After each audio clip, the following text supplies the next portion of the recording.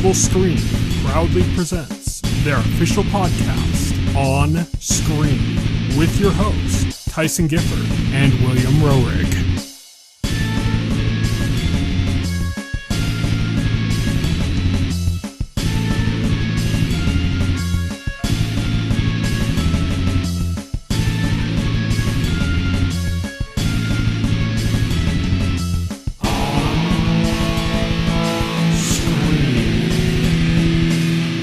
Hello, everybody, and welcome to the OnScreen podcast. This is the official podcast of TheTotalScreen.com. My name is Tyson. My name is Will. And today we are going to be discussing Peacemaker, and we are also going to be discussing Marvel's Eternals. We got a few other stories coming up about, things that are coming up in the next couple of weeks. Plus, I'm going to give my insights about Shin Megami Tensei V, which we mentioned before, but I've now beaten the game, so I just kind of wanted to go over a few things and touch base there. And that's where we're going to start with On Tap.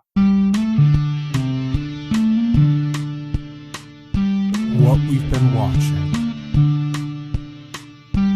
What we've been playing.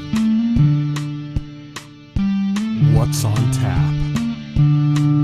On Tap is our segment where we talk about what we've been playing, watching, whatever. And this week, I'm going to be talking about Shin Megami Tensei V, which I just beat a couple days ago. And I just wanted to kind of give impressions about it and maybe field some questions if you had any about it, since you have it on its way to you, don't you? No, I have it. Okay, you have it. It's just I just haven't played it. Okay, so before I mention that, Shin Megami Tensei V is kind of like a dark Pokemon.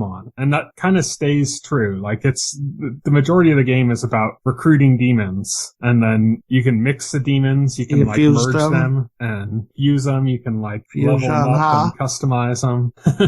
Fusion, ha! Yeah, that's kind of the majority of the game, and there's a ton of them, and there's different ways to get them. You can get them directly in combat. You can fight an enemy, and one of your options is to talk to them, and so you can chat with them, and sometimes it's actually pretty funny, the conversations you have. Like, they'll just kind of do some idle chit chat with you, and then you'll answer in a way that seems appropriate, and they'll get super offended or something and start attacking you. Or they might like the way you answer a question, and then they're gonna start asking, they're gonna make demands of you. So they'll say the currency is called Machna, and they'll be oh, if you give me half your Machna, I'll join you or something. And then you do that, and then they might join you, or they might say, how about a good portion of your health too, or something. And then they'll hit you and take half your health off your gauge, and they'll just do a couple demands and stuff, and you can respond how you want. You can say, yeah, you can say you don't need that, or you can say how about something else, and they react differently, and then you can recruit them into your party that way. And another way you can get them is just by fusing demons. So you have a compendium of demons, and you can resummon ones that you've lost as long as you have them registered to your compendium. And you can also fuse demons, and you can even fuse demons even if you don't have the demon you need to fuse it. You can just literally pay Machna into the compendium to have it, create the demon that you need to create the fusion, if that makes sense. Right. So it's a lot of the game is just kind of about filling out your demon compendium, getting as many as you can. And, some of them you'll just get based on your level. If you're, at a certain level, then you can create these demons. And then you'll have other ones that you can see that are available, but you can't make them yet because you're not at a high enough level to do it yet. So some of them you just get that way. Some of them you get them because you've encountered them in the game or something, and then you'll maybe through a side quest or through as a boss fight or something, you'll beat one, and then they become available as something that you can summon through a fusion. And so that's a big part of the game. Your main character is kind of he's fused with a demon, and so now you've become this hybrid or something, while you're in this kind of other world area. When you're in the regular world, you're by yourself, and your demon kind of hangs behind you. But when you're, in this other world, you're fused into this demon. And the storyline conceit for that is basically that all demons had their knowledge struck away from them. They were much more powerful than they are, but they lost all of their knowledge. And that was put into the apples on the tree, from, the Garden of Eden. And humans ate the apples, and they inherited inherited this knowledge, but they don't have any like use for it. Like they can't use it themselves. But like if a human host happens to have the right knowledge from the right demon, then the two of them can merge and become like, I don't know the pronunciation. It's like a Noburaho or something is what they call it, something like that. And that's what you are. And before, like it was kind of banned to have that, but the figure who's kind of like the god of the world is like apparently been defeated. And now like kind of the rules are changing. So like there's all these, you know, demons that are trying to find their human hosts that could, you know, link with them. And you're kind of like end up finding yours like right away, or like your demon finds you right away and kind of acts like kind of subservient to you, to your choices and stuff. Whereas some of the demons are trying to kind of dominate the other humans and stuff. But that's, you know, I don't want to get too much into the story because that's not really what the game's about. The story is all just conceit for the gameplay. Right. So around, it's kind of like a big, it's not like an open world, but it's kind of like, it's in the way like Xenoblade is, where like you have different areas and they're just very large areas, but they're like separate, you know? Mm-hmm. That's kind of like how it's set up. So you got these very large areas and they're separate, and there's all sorts of systems in place. So like you can find these little creatures that are hidden called like min-mins, and they'll give you like glory, and you can get glory also through these like crystals, or there's other ways you can obtain glory. And then when you have enough glory, you can use it to like upgrade your character. So like other characters, like other demons that you have in your party and stuff, you can like raise stats on like raise your level of your fire magic or raise the level of your attack powers and stuff like that. But your character, the only way you can do that is by spending it with your glory points. That's like the only way you can do that. And then you can also use glory for other things, like, you know, making it so that you recover MP when you have like a gauge that's kind of like your special gauge. It's like this environmental energy that you kind of, that radiates everywhere in this world. And you pick it up and enemies can use it and you can use it for attacks. But you can also get like, you can use your glory to spend that says that if your gauge is full, every turn you'll recover MP and HP, like your entire party will. Oh, okay. So you like, by buying that ability, the scarcity of MP, which is like a big problem early in the game. Early in the game, like you'll use up MP and then you're just like out. And then MP items are like rare. They're hard to find. Oh, so that's like, what do I do? Yeah. But by doing things like that, like it makes it a little bit easier. Like you find ways later in the game that make that a bit simpler and easier to handle, that kind of stuff. Plus the MP items become a bit more common, easier to find. I don't think you can ever buy them, but you can, you know, make it easier to find them and stuff. But yeah, so then you can do all sorts of little like kind of tricks, like saying like, oh, you know, if you talk to a demon and you have a same demon of that type in your party, then the demon might heal you. Like might. It's not like 100%. It's like a chance. And like that's like an ability you can buy with glory is like that thing. So there's like lots of stuff like that kind of makes the game like just work a little bit easier that you can use your glory points for. Right. And so yeah, so you just go around, you collect demons and you use demons. And I've kind of discovered that like the Pokemon type of games and like this, and I've played like other RPGs that have had some kind of like a monster or beast mechanic where you can collect monsters or whatever. I just, part of me finds it unnerving when they become kind of disposable. Right. You know, like when you have to like use something, especially like if you acquire it through like a story event, and it's like, and then you can always resummon it, like just by spending money to get it back or something. But there's just a part of me that like that breaks the illusion in the game that like this is like a comrade of mine that I've made now, and then I'm just gonna like use it to fuse to create something else. And then yeah, I can bring it back, but at the same time it's like, oh, well, it's like you killed a friend and then you know, oh yeah.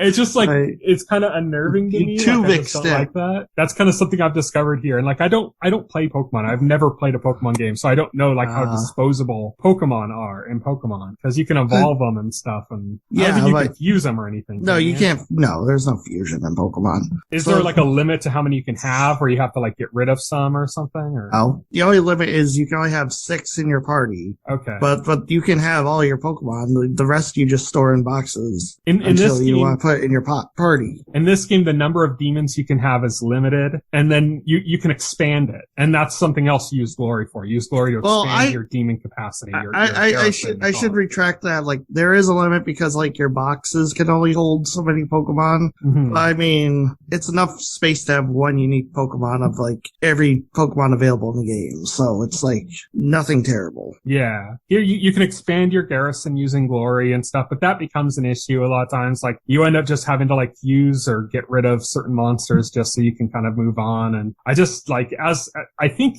as gamers, we all kind of have a certain level of like OCD. Right. And part of that for me is like the idea of like collecting things and holding on to them. You know, like I get something, I want to hold on to it. And whenever games kind of make you like give that stuff up, it's always kind of tricky for me, like whether that remains enjoyable. Break you from that behavior. Yeah.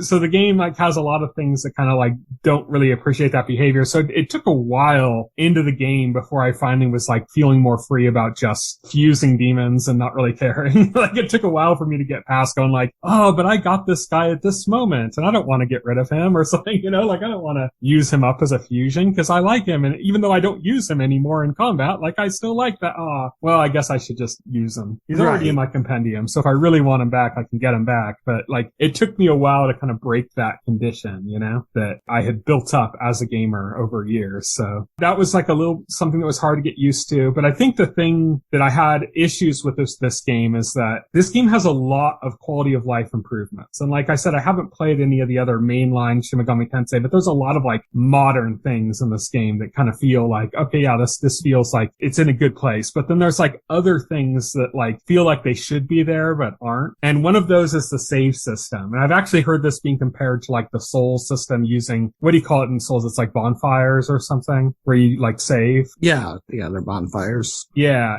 I've heard it compared to that, except I've heard that the bonfires are a bit more generous, like where if you die and you return to a bonfire, you still retain some of the progress that you did before you died, right? Like your map, what you've uncovered on the map is still uncovered, right? Oh yeah, everything that you've unlocked. The only thing so in Souls, the only thing you lose upon dying is pretty much like, depending on the game, like you could lose like some status, like say if you were human, then you would die and you would no longer be human and you'd have less health.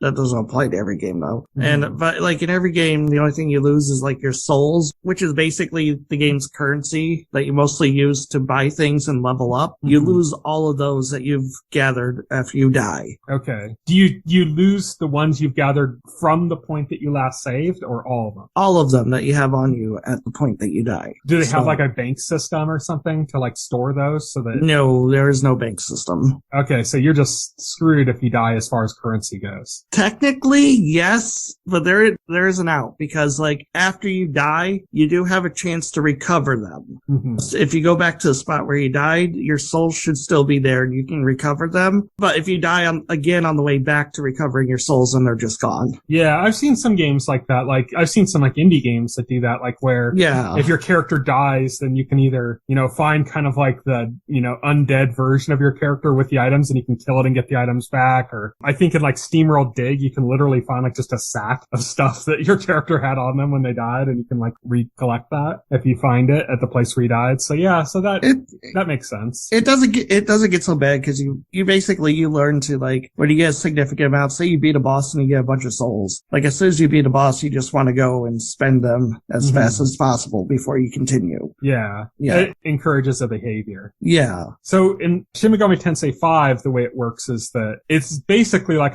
I've heard it, like I said, compared to the Souls thing, but I don't think that really matches, because it's more just like old school JRPG saves points. And basically the idea is you die, it takes you to a game over screen. So what happens at bonfires in Souls is, like, in the Souls games you have something called Estus, which is like a drink that you use to like refill your health. And you can have, I think like in Dark Souls 1, it's like up to like 20 uses. The amount of uses is different each game. But yeah, that refills your health. And you only get that many uses of it. But when you rest at a bonfire, it refills. Mm-hmm. And so you get those uses back. And another thing about bonfires is also you use bonfires to save your progress. You get use them to travel to different areas. There is a similarity there. So in Shin Megami Tensei V, what you find are like these things called ley lines. And they're like these giant glowing spots that like have like you can see the glow from a distance. So you can you're on the map and you're exploring, you can see it kind of off in the distance sometimes, unless there's too much crap in the way, like it's too,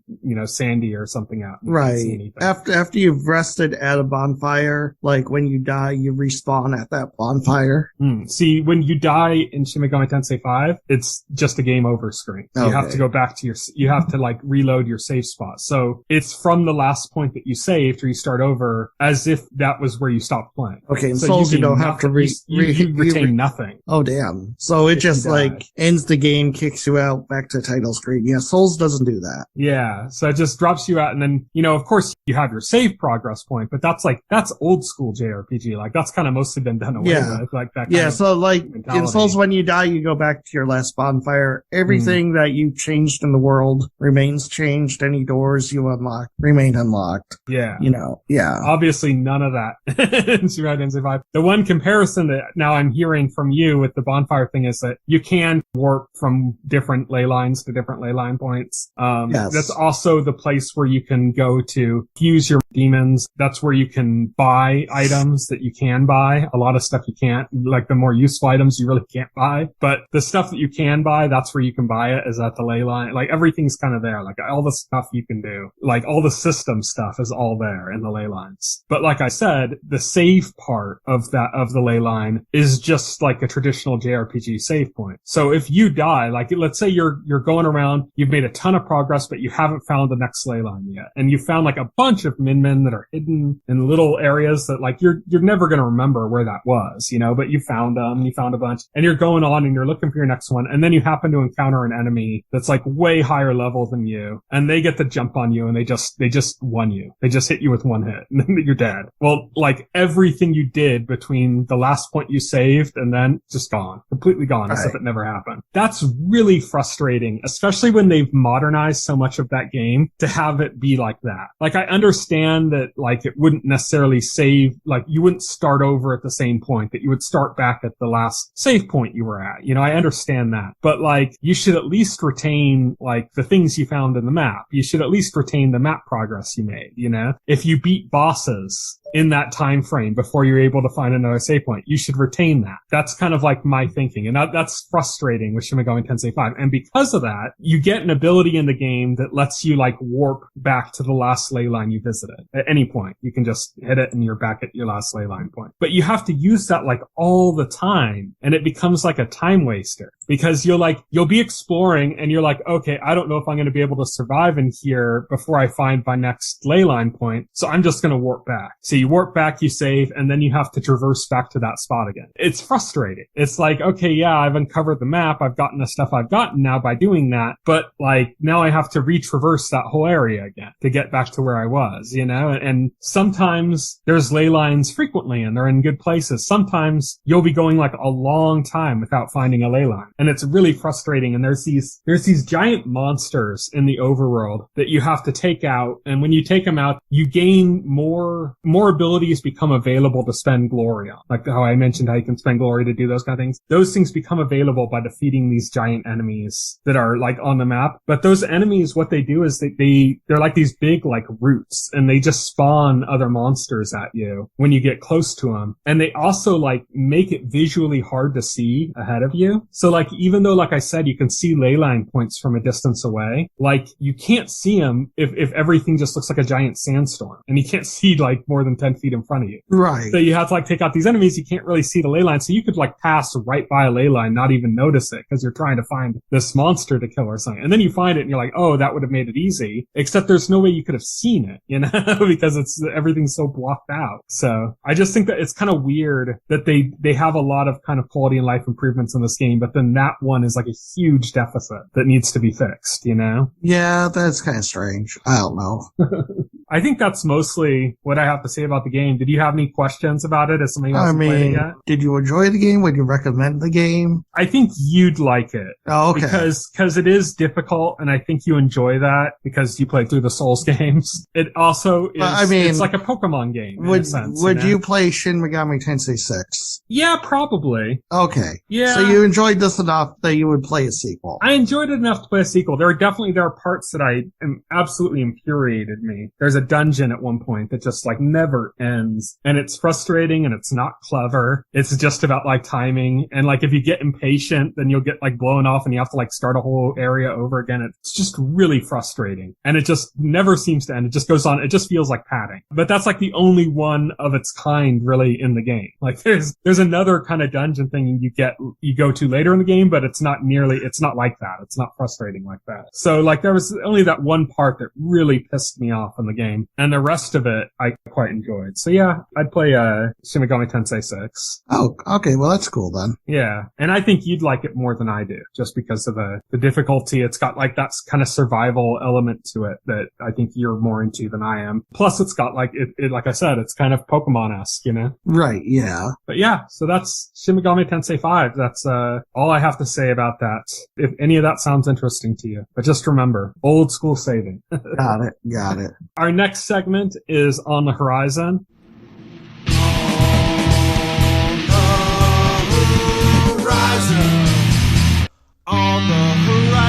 On the Horizon is where we talk about stuff that's coming up in the next week or so. This time we're going through stuff coming out between now and February 4th. We're going to start things off with Pam and Tommy, the miniseries about Pamela Anderson and Tommy Lee. It's mostly about the sex tape and everything that happened there. It's got like a pretty good cast. I mean, it's Sebastian Stan from, Bucky from Winter Soldier plays Tommy Lee. God, I can't think of the guy's name. Jason, whatever. The guy that he was in The Good Place. He was the guy that Janet created as like a replacement. Oh, boyfriend. Yeah, I know who you're talking about, but yeah, I can't remember. He's in Legion, Brooklyn Nine-Nine. He's in a bunch of stuff. Okay, yeah, I know who you're He does the voice of Tommy Lee's penis. Oh, you were telling me about this. God damn it. I don't know how that works into this, like, story. Yeah, I'm not sure. That's like really weird. Yeah, I don't know if it's like a dream sequence or if it's some other weird thing, but apparently that's a thing. But yeah, so that miniseries comes out on Wednesday, February 2nd on Hulu. South Park returns the same day, Wednesday, February 2nd on Comedy Central. This isn't like one of the specials or movies, but actual episodes again, week-to-week episodes. It's been since the lockdown that we've had new episodes of South Park. So like, I think the last episodes we got were like 2019. So it's been a while. Right, yeah. Then on Thursday, February 3rd, Murderville comes to Netflix. Have you seen any of the trailers for this? Murderville? With Will Arnett and like a bunch of celebrity guests. Have you seen like the trailer? Oh, no, I haven't seen a trailer, but I've heard of this. So this is kind of cool. What it is Will Arnett is playing a character. And then like all the kind of background people in this like murder investigation are also actors playing a part. But then the celebrity guests are basically just themselves and they're improvising and they're acting as like, they're like special guest detectives trying to solve like a murder investigation. So the whole thing is scripted. Like Will Arnett is scripted. The other actors are scripted. It's a scripted case, but the guest who is the guest detective does not have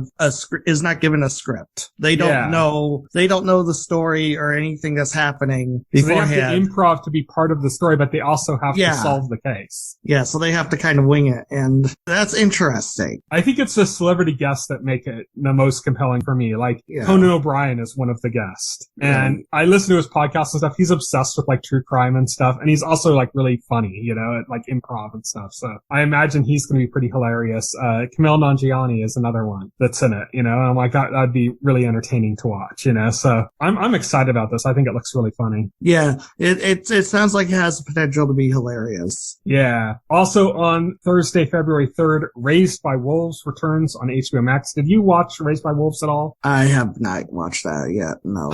I feel like I should. That's one of those shows that I feel like I missed it and I should go back and watch it. I just haven't gotten around to it. Yeah. It feels. Yeah, I feel the same way. Like it feels big, like something I should be watching. I'm just wondering if it's just too heavy. I've heard a lot of good things about it, but yeah, that's kind of like the same position where I feel like, am I in the mood to like enjoy this? Is this something that's like an enjoyable sci-fi fantasy kind of thing? Or is this more like heavy and, like, is this something I can just sit and watch as like an adventure and enjoy? Or is this something that's going to be like burdensome and I'm going to want to watch like like one episode at a time and take weeks between them, you know? Right, yeah. I don't know. I need to try that though. Season 2's coming out. I've been telling myself I'd watch the first season since before it debuted. And haven't yet, so. But that's Raised by Wolves, Thursday, February 3rd. Reacher comes out on Friday, February 4th on Amazon Prime. This is a new adaptation of the Jack Reacher series. They had those movies with Tom Cruise in them. Yeah. The Jack Reacher one. But the cruise missile. Funny enough, the character in Jack Reacher is supposed to be like 6'4" or something, and Tom Cruise played him in the movie. So, this one's a little bit more accurate casting, but it's like a badass espionage kind of show. It seems to kind of fit in with Amazon Prime because they have the Jack Ryan series. So like Reacher sounds like it fits kind of right into that same wheelhouse. Also on Friday, February 4th, Suspicion comes to Apple TV Plus. It's a political thriller. It stars like Uma Thurman and a pretty big cast of other actors. Again, I don't have Apple TV Plus. Do you still have it? Apple TV Plus? Yeah, I still have Apple TV Plus. Are you interested in Suspicion at all? I don't know much about it, to be honest. So it's a political thriller, and it's coming on February 4th. I don't really care. On Friday, February 4th as well, Dying Light 2, Stay Human, finally comes out. It's apparently been in development for a very long time, but it's finally coming out on pretty much everything, except it seems like the Nintendo Switch version, which is a cloud version of the game, is coming at a later date. Which is weird, because they're just streaming that from a server, but okay. Yeah. But it's coming to pretty much everything. PS4, PS5, Xbox One, the Series, Xbox S, and X systems, and PC. And then eventually to, Nintendo Switch Cloud. Yeah, Cloud. Speaking of Nintendo Switch Cloud, I know this isn't really part of the discussion, but I heard, the Kingdom Hearts Cloud versions on Switch are awful. They apparently they run terribly. Is it the cloud part that runs terribly, or is it that? Well, it's gotta be the cloud part, right? The games are the games. Yeah, the games are already made. If it's like a bad port to whatever PC hardware they're using. Oh, that could be it. I have no idea. I don't know the deeper details of it. I just know apparently they run terribly and it costs $90 for all of them. And not coincidentally, the whole set was on sale for PS4, like a physical copy for $30. So yeah, it's just, I don't know why Square makes these stupid decisions. Yeah, that's weird. Yeah, it is. Our last three things on the horizon are all movies, all coming out on February 4th on Friday. First up is Jackass Forever. I'm not too terribly interested, but I see that before every movie I go to now has a trailer for Jackass. I got a confession to make. I never watched Jackass back in the day. It just wasn't something that appealed to me. It can be funny, but it's also just... It's just people doing everything stupid that makes shit. it sound unappealing to you is true, but there's also a few things that are pretty funny actually in it. Right, yeah.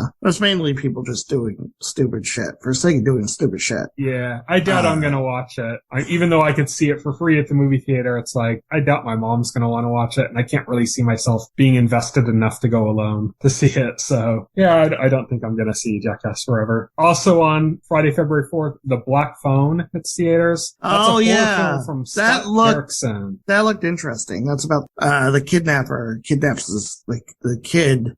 There's a black phone where the kid's being kept, and the kid communicates with the ghosts of this guy's previous victims who try to help him escape. Or at least that's what I got out of the trailer. Mm-hmm. That looked good. This is Scott Derrickson who he directed the original Doctor Strange movie. Oh, nice. He's also horror is his background before Doctor Strange. He was hired for Doctor Strange because of his horror movies. And then lastly, on Friday, February 4th, is Moonfall, which is the latest Roland Emmerich disaster movie. Roland Emmerich, turn your brain off disaster movie. Yeah. But this one is about the moon opening up and there's an alien life form in it and it's trying to destroy the Earth or something. Majora's Mask did it.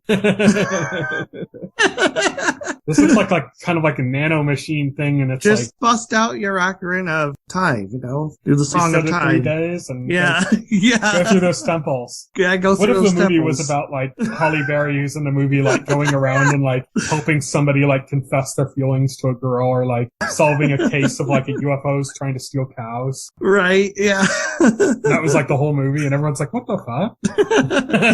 I'd be like, "Wow, this movie's amazing." But that's Moonfall, Friday, February 4th. Hemsworth, Roland Emmerich, disaster movie. You should kind of have an idea of what to get into. If you just want to see the world just get destroyed, that's... Yeah, it should be a fun, turn your brain off disaster. There's no way, like, the moon can just go out of orbit and crash into the Earth in real life. Yeah. Like, I saw, like, a physicist do, like, a thread on Twitter about that, and it's like, it's pretty much impossible. So that's that. Our next and final segment is full spoilers, but we have 2 topics we're covering this week.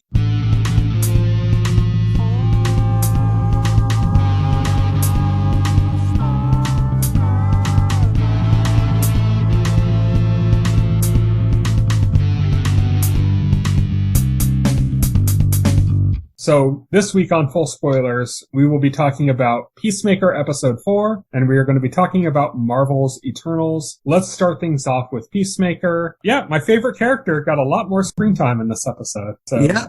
A lot of Vigilante in this episode. Yeah, Vigilante was great. He was fantastic in this episode. Him going into that prison. Yeah.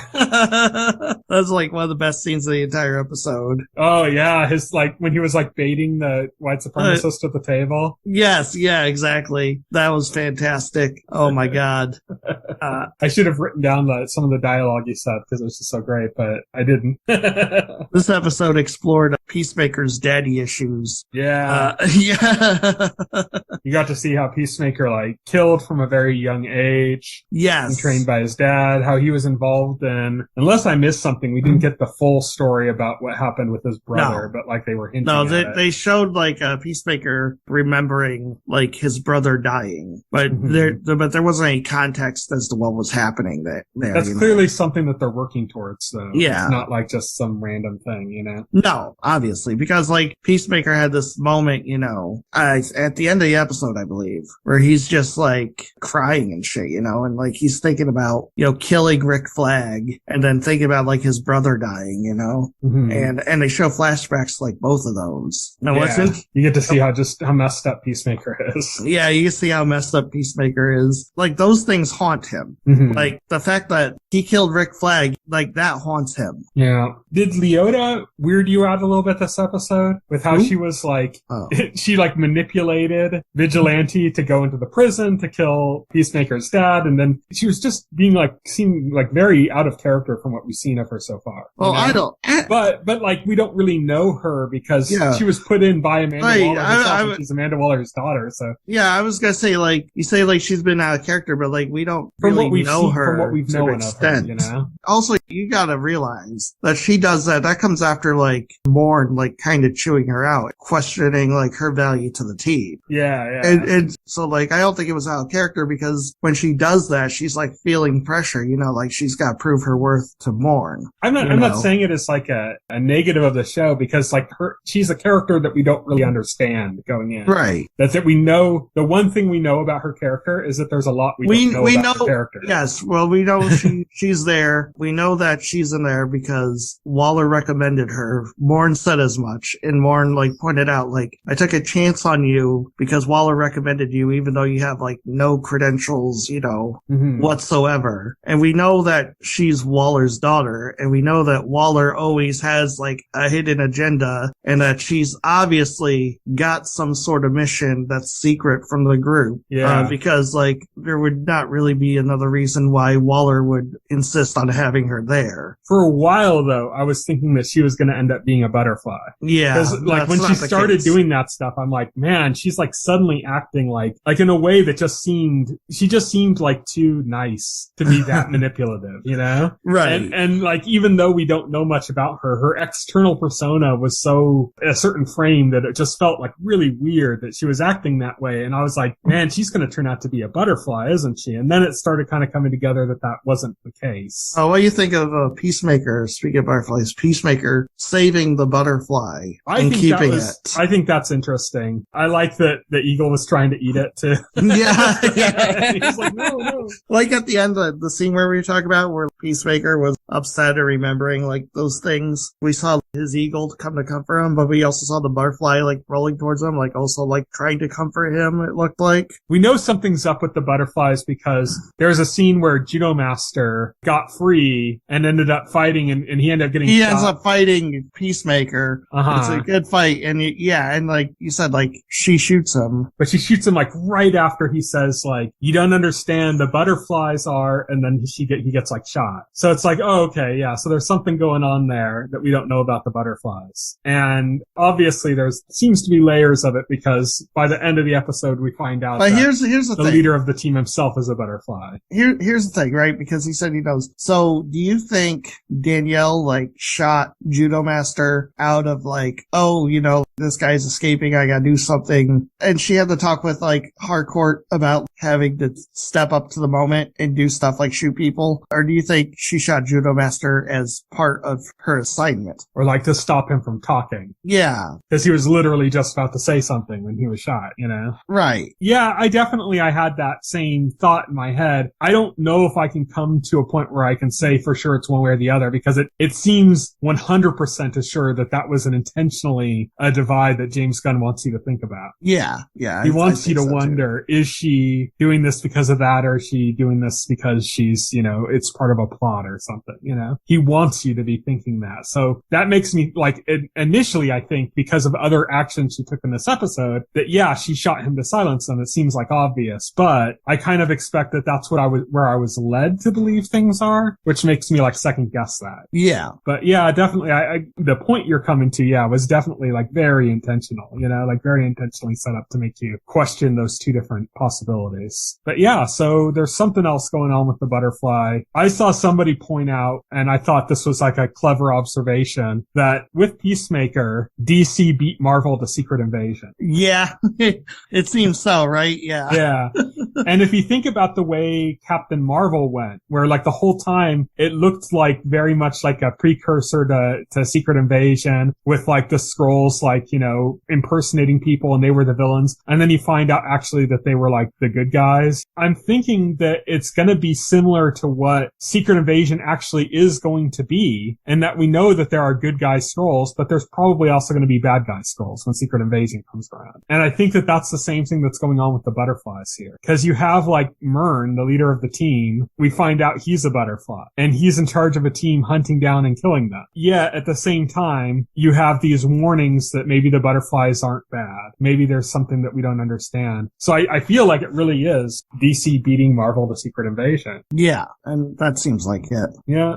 I mean, yeah, and obviously the big reveal at the end that Murn is like a butterfly, at least currently. We don't know if he's always been a butterfly or, you know, but we know he's a butterfly now. Yeah. And so that's going to be interesting going forward. Yeah. It's a good episode. I really enjoyed it. This one was not directed by James Gunn, but it was all written by him. Yeah, every episode has been written by James Gunn, I believe. Yes. No, this show has been firing on all cylinders. Like there has not been a bad episode so far. And Vigilante is still my favorite character. Vigilante I loved in this episode how they play him off as such a sociopath, but at the same time, the way that Leota's able to like manipulate him is based on like saying like, oh, I think you're a good person and stuff, and like him kind of reacting to that kind of strangely when he's told that. Because like he just sees himself as a killer, and he has this personality that makes him kind of funny and quirky and stuff like that, like a lovable sociopath, as James Gunn has referred to him. But at the same time, like it seems like it triggers something in him when she says that maybe he thought that he was damaged beyond repair, that he was just only a sociopath and there was nothing else to him. And when she says that, it's almost like he has a moment of like questioning that thought process. Right, yeah. Which I thought was like really cool. So I really want to see what they do more with his character. And of course the butterfly story is good and everything else is good. And Peacemaker is, you know, much more interesting than I would have thought he would be just from watching the Suicide Squad.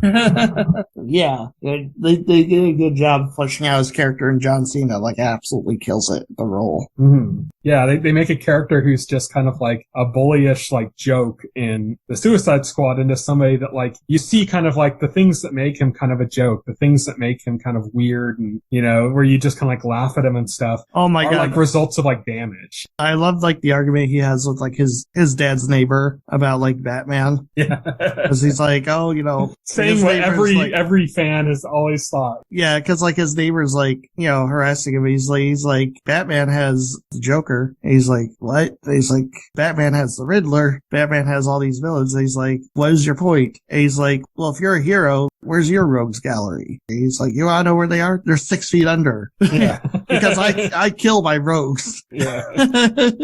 Yeah, and he makes the great point of, you know, if Batman had killed the Joker, then the Joker wouldn't escape a million times and kill a bunch of other people. Yeah, exactly. Which is what, like, kind of every, I think, Batman fan actually deeply feels down, you know? Right, They're all kind of hoping that he just finally just kills these rogues. Just that. The real reason is because then you can't bring those characters back and do more stories with them. Yeah. But the whole kind of principal argument falls apart when the person escapes from prison and kills like 100 people. Right, yeah. And then you're like, okay, that blood's on your hand. But that's Peacemaker. Continues to be amazing. I'm so looking forward to the next episode, which is coming out in about 4 hours from the time that we're recording right now.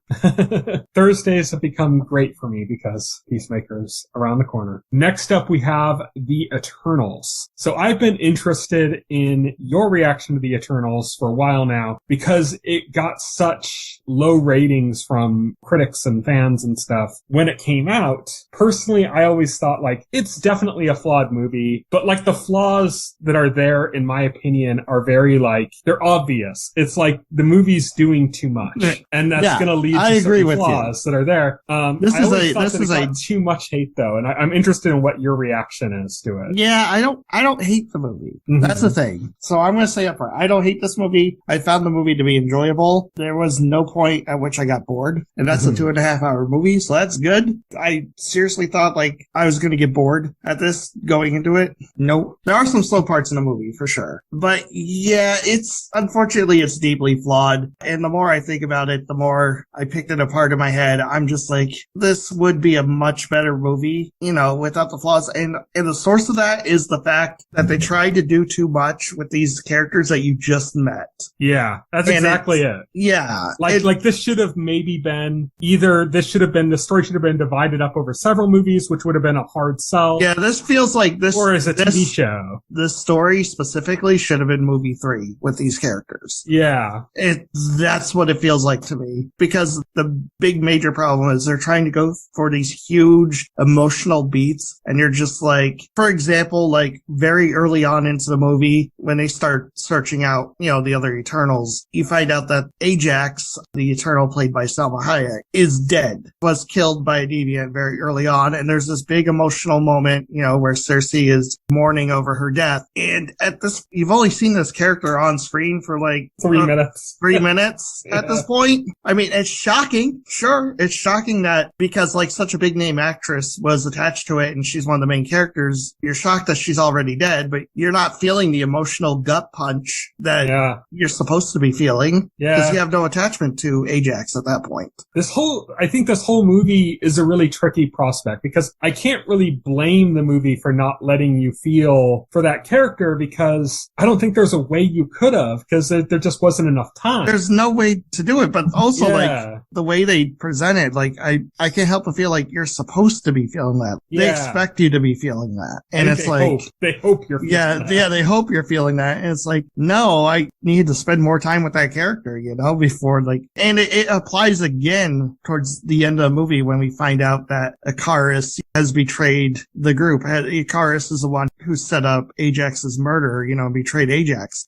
Again, like Ajax isn't really in the movie that much. Yeah. And so it's kind of like, oh, okay. But like, it just doesn't hit the way it's supposed to. The difficulty here is like, if they had broken this up into like, say, 3 movies, like you said, where this would be a movie 3 moment, you know? Yes. Like if you had broken this up into 3 movies, like that's a hard prospect to sell. Yeah, it's a hard prospect to sell, but like if we got to really know, like that's the thing, if we got to really know these characters, know their relationships, know how they operate normally, their thoughts, their hopes, their dreams, all that stuff. That's what makes it a catch-22. Yeah. Because you need all that stuff to make those moments strong, but you're not going to be able to get to those moments if you divided it up because like that's too hard of a prospect to sell a movie on. Yeah, it probably would have been better off as like a series. Yeah, they probably could have done this as a Disney Plus series to establish the characters and then the movie. Yeah. Because I don't think the series could have done a lot of what's amazing in the movie. The visuals are stunning in the movie, and I think you couldn't really have pulled that off in a series, like it was just because like I feel like with once you got to know these characters and stuff and got like a little adjusted to like how they operate, then stuff like Ikaris suddenly going, heel would have a lot more impact because then you'd be like, holy shit. Instead, like the reaction is like, oh, okay, so he's the bad guy. Yeah. Yeah, exactly. It doesn't build up as well. There's scenes that like feel like they could have had so much more weight too if like there'd been more build up to them, like the Hiroshima scene, for example. Yeah. Is just like it's just exposition in this movie. Yeah, it's just it's like an emotional scene for exposition, but it's not. Yeah, a lot of those flashback scenes where they go show them in the past feels like it's exposition just to try and make up for the fact that they don't have the room in the main story to establish these relationships, so they're kind of trying to like patch that in. Because really, like, if we followed the main storyline and didn't like do those, Selma Hayek would have even less screen time in the whole movie.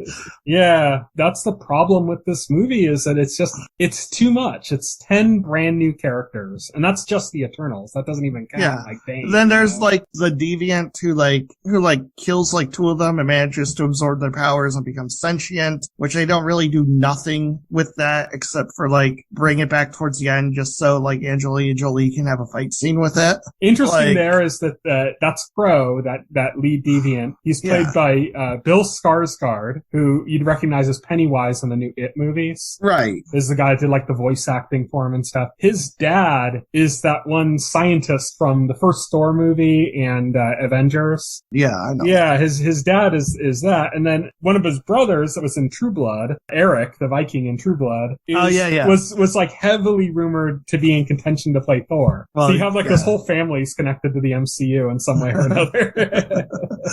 But I thought, oh crap, now this Deviant, like, he's sentient and stuff, he could speak, he could think, that's gonna be like really interesting. Then he like leaves and just comes back to have a fight with Thena and dies. Just kind of out of the middle of nowhere too. Yeah, out of the middle of nowhere, yeah. He just washes up. Like literally washes up from the ocean. It's like Angelina Jolie only agreed to sign on if they gave her like her own like action scene. And they were like, okay, yeah, I guess we got this character you can fight. And it's like yeah, and that's the thing. It's like all these, every element in it that like everything that's like, oh, this doesn't hit emotion the way it should. It's the scene's actually done. The scenes, the scenes themselves are fine. Like I said, it's just they don't have the build up to it. Yeah, if they appeared after the proper build up, they would hit. It's not the scene itself. It's the fact that we don't have like the context for like feeling for the scene. Yeah, I think the way to have done this would have been to start it off as a Disney Plus show, not like as a sequential story like the other Disney Plus shows, but maybe like an anthology series where each episode is like a separate story, could take place in some random point in time because they're here for like 7,000 years on Earth,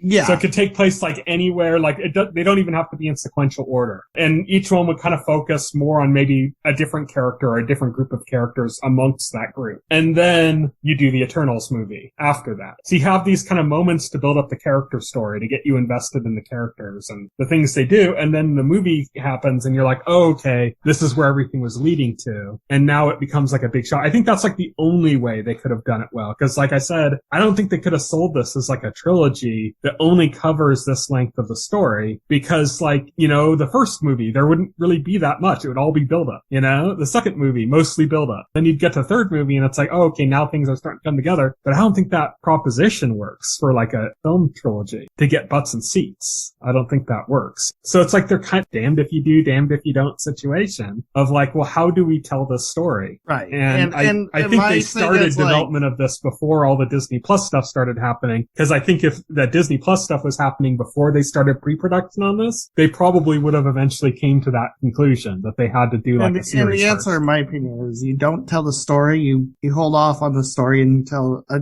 different story to lead into it. Like, yeah. And that's my thing. Like, other than that, I think the main main plot is like a little goofy, like with the whole celestial thing, like being like a seed in the earth and like celestials being born. It's a little silly. But that's a permanent set piece on the earth now. Yeah, that is a permanent. Yeah, they're gonna have to like rebuild that for like every MCU movie, right? But isn't that going to be cool to see that pop up in another movie now? Yeah, it's gonna be cool. It is a cool visual. It is a really cool visual. So I mean, that's fine. I think the next movie actually is gonna be a lot stronger. To be honest. Definitely. Because like next movie we lost like 3 of the Eternals, the Celestial. That head Celestial guy took like the 3 Eternals that were still on Earth, basically, and grabbed them all. And so that was Cersei, Kingo. Yeah, Kingo and Phastos.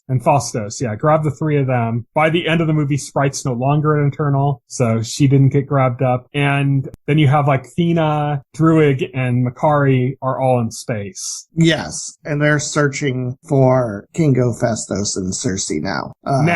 They were in space looking for other Eternals, and then we find in a post-credit scene that they can't find any, and then they get a surprise visit from another Eternal. Yeah. From one of the ones they're looking for, but they don't know who it is. Star Fox, played by Harry Styles. He introduces himself as Star Fox, as Thanos' brother. Yeah, and he gets heralded in by Pip the Troll, who says, we're. Yeah. The Thanos' brother. So, officially confirming in canon now that Thanos was an Eternal. Yeah. In the comics, he's half deviant, half Eternal, right? Yes. He's half deviant, half Eternal. He's a deviant born to Eternals, which should not be possible. And it's like a recessive deviant gene or something that caused it. Yeah. And then he's heralded in by Pip the Troll, who's voiced by Patton Oswalt. Yeah. Who, has been doing quite well for himself for voice acting gigs recently.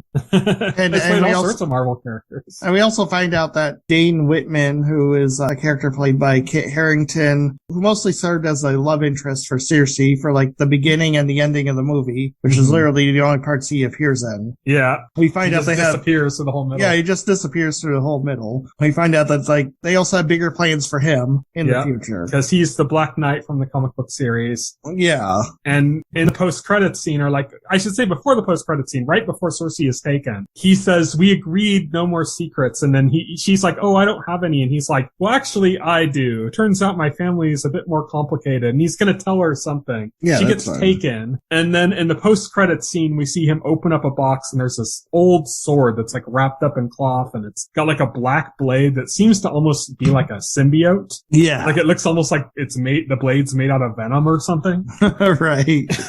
Like it's reacting. He reaches towards it and it kind of like the black stuff on the blade is like moving. And you hear a voice say like, are you sure you're ready for that, Mr. Whitman? Did you realize who that was? The voice? No. That was Mahershala Ali. So that was our first appearance of Blade. Oh, shit. In the MCU. Interesting. Okay. Yeah. So a lot of people didn't get that, but like I didn't know either. Like I got home from watching the movie and I looked that up because I'm like, who is that voice supposed to be? Like I feel like I was supposed to know who that was, but I didn't. And I looked it up and it was Mahershala Ali, our first appearance of Blade. Well, not appearance, voice appearance of Blade. And that's cool because we've talked before about how there's certain characters that Blade is kind of connected to in the comics. And the ones that we kind of expect to see linked more up to Blade is like Moon Knight and Black Knight, who are kind of more connected to Blade in the comics than like a lot of the other characters are. Right, yeah. So not only did that show us that Dane Whitman's more, but it also kind of gives us a connection that Blade now has to the rest of the MCU. That's pretty much it. Do you have anything else to say before we finish up? Yeah, I think that's a good place to leave it. Oh, one thing I could bring up that's kind of interesting is that this is the first MCU movie, I believe, to have like a love scene in it between Cersei and Icarus. Is that interesting? Who cares? Well,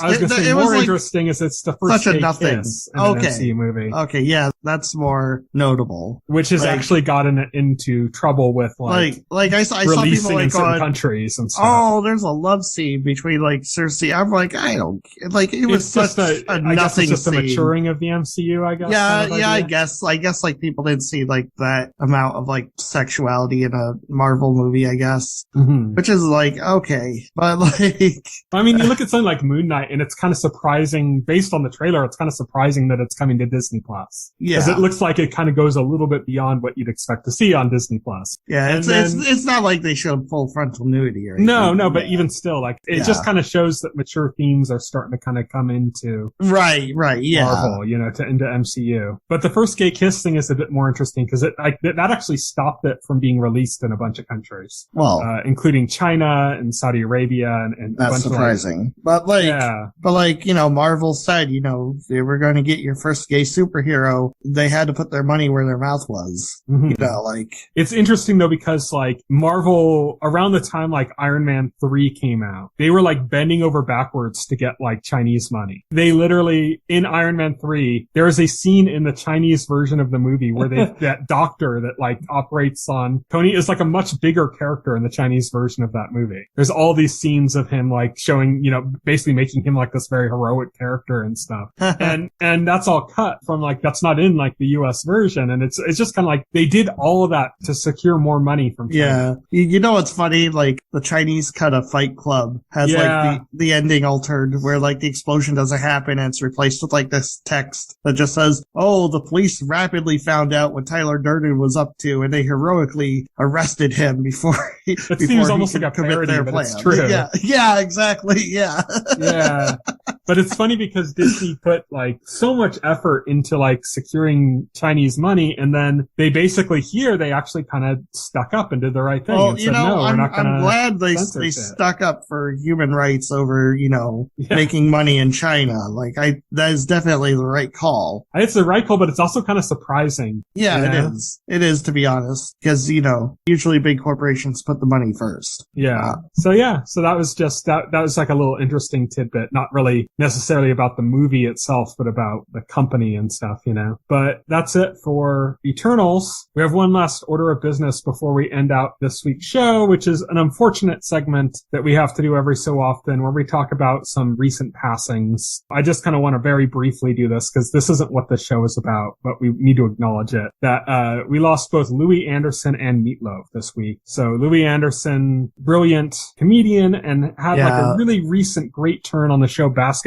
where he actually played Zach Galifianakis' mom in it. And he's so good in that role. Sad. Louis Anderson, he struggled all his life with like overeating and what I heard and all sorts of things. And what I heard is like he managed to kick his food addiction and he was getting healthier. But unfortunately he contracted, blood cancer. Yeah, non-Hodgkin's lymphoma. Yeah, and unfortunately we lost him. That's a sad loss. They say on a long enough timeline, everybody dies to cancer. Like if natural forms of death didn't happen and you just were able to live for like 200 years, eventually you'd get cancer and die. And that's just how horrible.